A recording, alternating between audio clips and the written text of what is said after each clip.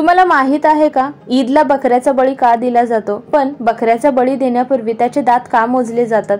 तर चला जाणून घेऊया या व्हिडिओच्या माध्यमातून। देशभरात 17 जूनला बकरी ईद साजरी केली जात आहे।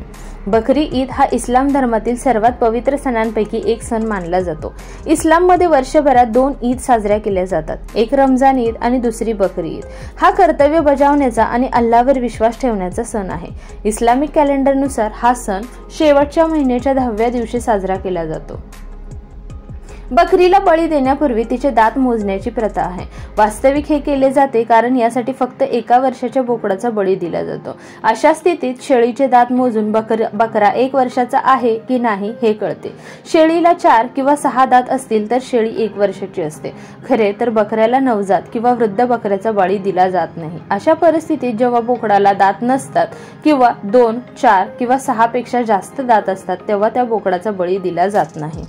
तर ईदला बकऱ्याचा बळी का दिला जातो? कारण पैगंबर इब्राहिम यांचा अल्लाहवर असलेल्या विश्वासाचे प्रतीक म्हणून ईद उल अजहा हा दिवस मानला जातो। या दिवशी अल्लाहने इब्राहिमला आपल्या मुलाची कुर्बानी म्हणजे बळी देण्याचा आदेश दिला होता। इब्राहिमने अल्लाहच्या आज्ञेचे पालन केले आणि चेहऱ्यावर कोणत्याही प्रकारची काळजी चिंता न दाखवता तो कुर्बानी देण्यासाठी पुढे गेला। हे चित्र पाहून अल्लाह प्रसन्न झाले। त्यांनी इब्राहिमला थांबवलं। प्राणांपेक्षा प्रिय असलेल्या आपल्या मुलाचा बळी इब्राहिमने देऊ नये, त्याऐवजी प्राण्याचा बळी देण्याचा आदेश दिला। तेव्हापासून आपल्या सगळ्यात जवळची किंवा आपल्यासाठी खास असलेल्या वस्तूची कुर्बानी देण्याची परंपरा सुरू झाली। अल्लाहवर असलेला विश्वास यामुळे आणखी दृढ होतो असे मानले जाते।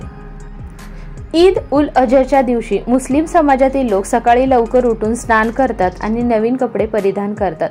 त्यानंतर ते ईदच्या नमाजसाठी ईदगाह किंवा मशिदीत जातात। नमाज नंतर बकऱ्यांची कुर्बानी दिली जाते। कुर्बानी दिल्यानंतर हे मांस 3 हिस्स्यांमध्ये वाटले जाते। एक भाग गरजू आणि गरिबांसाठी असतो, दुसरा नातेवाईकांसाठी किंवा मित्रमंडळीसाठी ठेवला जातो आणि तिसरा हा कुटुंबासाठी असतो।